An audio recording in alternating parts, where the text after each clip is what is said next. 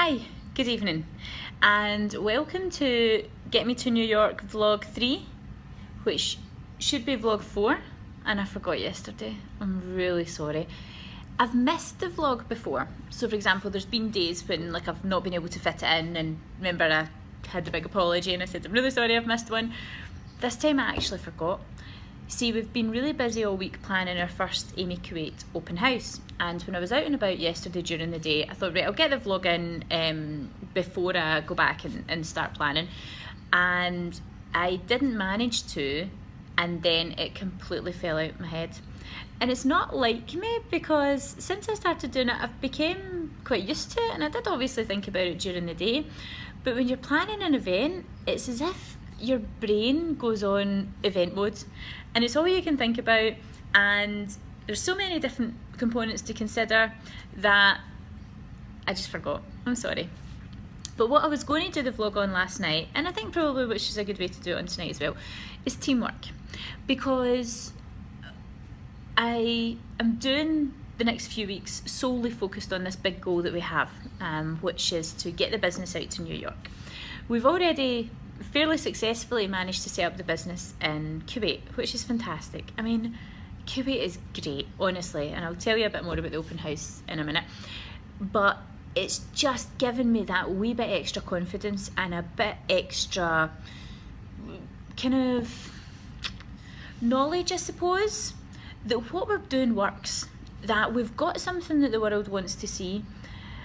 And the reason for going to New York is purely based on the fact that what we do would work really well there.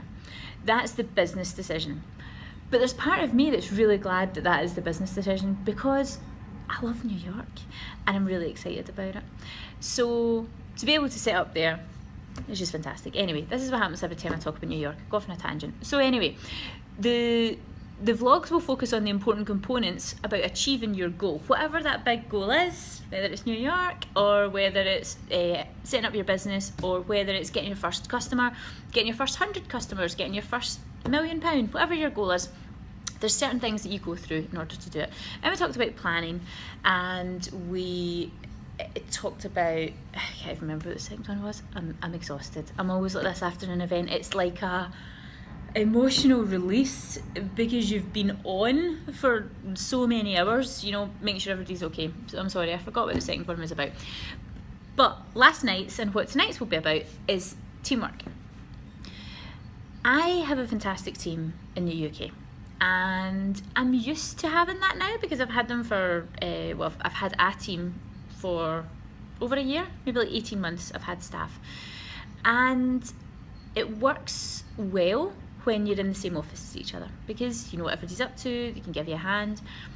And when I came out to Kuwait, it coincided with a particularly tricky time for us in Glasgow, in terms of there were a lot of properties that we didn't want to use anymore. There was a couple of big client changes, some of our client needs fell and other ones increased, and it was just really, really tricky to try and navigate everything. And then we had me out in Kuwait, so I wasn't in the office every day, so I kind of didn't feel as if I was part of the team. I felt as if I was helping as much as I could, but I'm out here trying to build the business out here, and I'm doing that obviously for the overall good of the team, but I was kind of on my own while I was doing it. And I really missed working as a team. I really missed the interaction, the daily chat, all that kind of stuff. And when I came out here, I gradually built up my own kind of team around me. So we worked really closely with a couple of people here who really rallied around to help me organise this event. And it just reminded me how important it is to get those people around you, because you can't do it all alone. You'll feel like you're doing it on your own, but you need to bring people into your business as soon as you can. And that doesn't have to be employees. You don't have to bring in full-time employees, because you might be at a stage where you can't afford it. But bring in people who want to help, and allow people to help. Outsource as much as you can, yes, but get as many people as you can involved in all aspects of the business.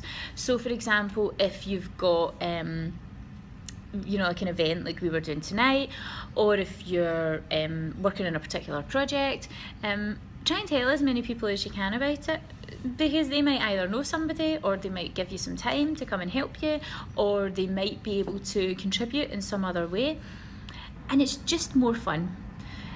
And I think when I look back on this journey, maybe 5, 10 years, 20 years, whatever it is, when I look back, the things that I'm going to remember and the things that I'm going to cherish is the achievements that we did together. Setting up the business is a huge achievement, and I'm really proud of myself for doing it. I genuinely am. I think I did well to make that step and to do it. But that's it. If I just stayed at that stage, I would still be working from my bedroom, and we wouldn't be where we are just now. The bits that I cherish the most are when people have come into the business and changed it, and they have adapted the business and put it into their way. And you've got somebody to share it with as well, because you can talk about, God, remember that time? God, me and Brian have this kind of funny thing between us, where there was a time in December where we kind of looked at the bank account and we were just like, how are we going to get out of this? What's going to happen? And we said, one day we're going to say to each other, do you remember that time we had that amount in the bank account? And I really believe that to be true. You look back and go, like, for example, last year the amounts that we were worried about were a couple of £100. The end of last year was a couple of thousand. Now it's slightly more. So you deal with different things, and you look back and go, remember when we thought that was the worst thing to happen? Remember when we didn't know how we were going to get out of that? And it brings you together more. You rely on each other, you help each other, you support each other.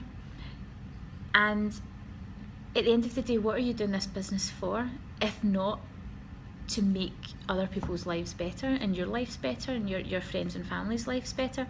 And if you can build something that people want to come and work with, I think that's fantastic. If you can build a community at the same time as building a business, then you've got it nailed. Because I don't hire people based on their skill set. Thankfully, the ones that I've hired are pretty good at a lot of stuff, but I can train that. I can send you on a course to learn how to do something. Yeah, you might not be as good as somebody who's naturally gifted at it, but what I can't train you to do is to love my business like it's your own. And I have an entire team of people who love that business as if it was their own, and they're allowed the freedom to run it as if it was their own, and to make decisions and to roll with it. And I want to keep growing that way. That's the way that I want to grow. I want in 10 years' time for it not to be my business. It's not really my business at the moment. I don't think of it like that. It's our business. I want people to feel as if they've been a vital part of that growth, and they can look at their own journey and go, God, when I joined this business, either we were turning over this much, or there was only 3 of us, or whatever it was, and now look at what we've done. And we is the most important word that you have in your arsenal as a business person. Don't say I, because regardless of how good you are, you're not doing it on your own. And don't take credit when it's not been you. It's very interesting when you see top sports players interviewed at the end of a game, and they've had a great game, and you'll ask them, so God, you played a blinder there, and a lot of them will always say, yeah, but it's because I had the support of the team. Because the team played well, because no player is bigger than the team. And that's the way you've got to remember to think as an entrepreneur. Yes, you're the ideas person. Yes, you're the person at the front, at the helm, leading the business forward. Yes, you're the early adopter, if you like. You're the first person to be in the business, but you're not the most important. You're the least important. You should get paid last. You should get paid the least. You should work the hardest, turn up earliest, leave latest. And you should be the example that allows everybody else to be great. And don't be scared by other people being better than you, because unless you have a team of people that are better at the stuff that you're not good at, then how are you going to grow? Don't employ people that make you feel better about yourself because you have all this superior knowledge over them. Employ people that challenge you. Bring people into your business that challenge you, that will disagree with you, that will tell you when you're wrong. And through that, then you build a business. Then you're not building Angela Morrison property, you're building Amy Executive, which when it's an international brand, well now that it is an international brand, but when it's an international success story, and in 10 years time people are speaking to my team at the moment, they'll be like, we did that, we built that, we took it from here and we took it to there. And I love that. And there won't be one single thought in my head that goes, well, I did loads of work before they started. So if you are an entrepreneur or you're thinking about setting up a business and you're in the habit of saying I, stop it. I never say I when I talk about the business. It's always we. To the point where people often go, who's your business partner? You know, they instantly assume that you're talking about we, you're talking about a business partner. So that's my approach to teamwork. That's how important I think that having a team is. And as our team grows into, you know, several international locations and we take on more people and we grow and expand, I hope to retain that part of it, that everybody feels as if it's theirs and everybody treats this business as if they thought it up in their head, as if they worked from the laptop in their bedroom for 6 months, praying and dreaming and wishing and hoping that it would be a success. Because I just can't wait for that day, hopefully not far from now, when we look back and go, mind that time? Mind that time when we were really small? And I think it's in the post. I'm really sorry if tonight's vlog hasn't been full of energy as usual. As I was saying, we had a Kuwait open house and it was amazing. It was fantastic with loads of people there, and we got some great business contacts. We had some great companies there, some fantastic, really high profile international companies, some existing clients, some new clients, and it was just all in all a really good event, and we're going to keep doing them regularly. And yeah, I enjoyed it. I like that part of the job. I like the networking part. I like the social interaction with other businesses. I like telling people about what we do, because you know what, people are genuinely interested. We're doing something really unique, we're doing something really different, and I am getting the opportunity to tell the world about it. That's fantastic. So yeah, I am loving this part of the process, and I just wanted to check in with you guys tonight. I've ran on a bit longer than 10 minutes because I didn't do a vlog last night, so if you think about it, it's kind of like 2 vlogs in one. And I have said it before and I'll say it again, a massive thank you to my team for all their help with this, and let's see where the next few months takes us. Good night, guys.